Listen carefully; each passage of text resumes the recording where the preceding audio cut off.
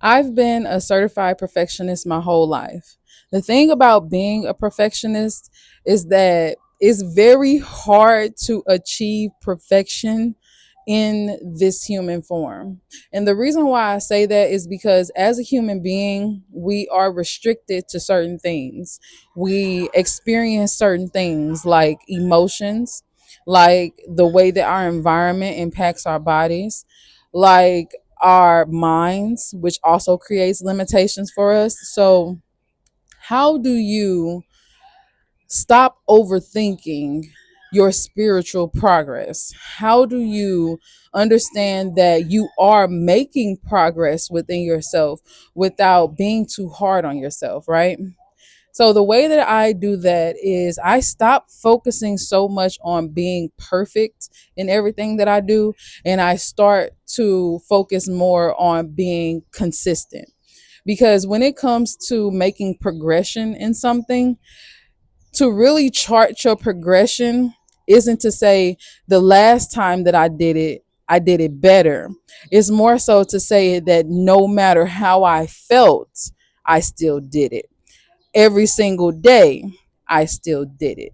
So that is the type of way that I like to measure my progress, is more so on whether or not I am being disciplined and consistent throughout the process, rather than focusing on the perfection of my progress, because being perfect is not easy to do. Being perfect is something that would take a lot of dedication in your life. If we want to look at somebody, for example, that was perfect in history as far as spiritual alignment and growth goes, we can look at Jesus. If we're going to look at Jesus, we're going to have to look at the way that Jesus lived his life.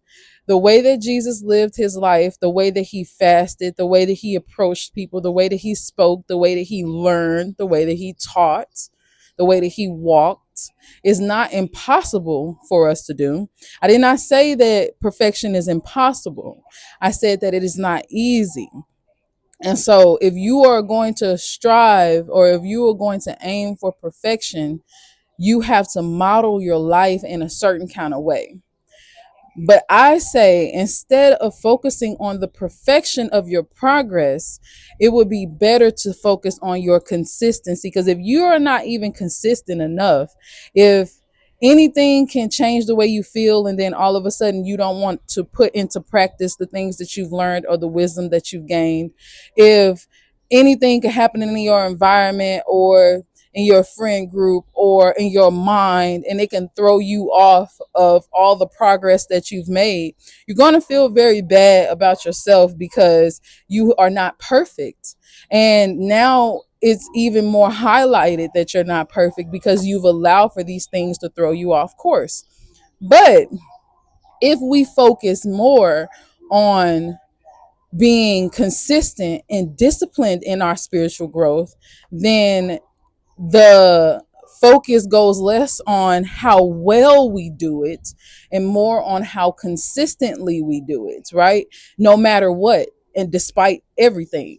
And when you build up that muscle to be able to be your highest self all the time, no matter what's going on in your environment, that is how you begin to refine yourself in a way that begins to look like perfection through practice, not through just wishing and hoping and thinking and wanting, but through actual consistent discipline and practice.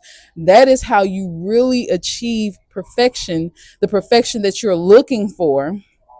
And through the process of spiritual enlightenment, through the process of spiritually aligning yourself to your higher self and becoming that version of yourself that you believe that you can be, that you desire to be, you have to understand and be easy on yourself in a way where you give yourself grace sometimes, not make excuses for yourself, but allow yourself the flexibility to grow in this unfamiliar environment in which you are putting yourself in. Your progress is not measured by how many times you get it right. Instead, I encourage everyone. What I do for myself is I measure it and how many times I consistently do it. So on the days that I don't feel well, I feel angry, I feel anxious, do I still practice my breath work? Do I still take the time to separate myself from my feelings and from my thoughts? Do I take the observer role when it's easier to just fall into my feelings? Do I put forth the wisdom that I know that I've gained through my previous experiences? This is how you gain the perfection that you seek within yourself.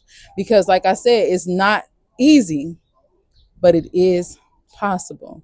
And as long as you continue to be consistent throughout the process, it being difficult will become a less and less truth for you, and it being natural will become your new reality.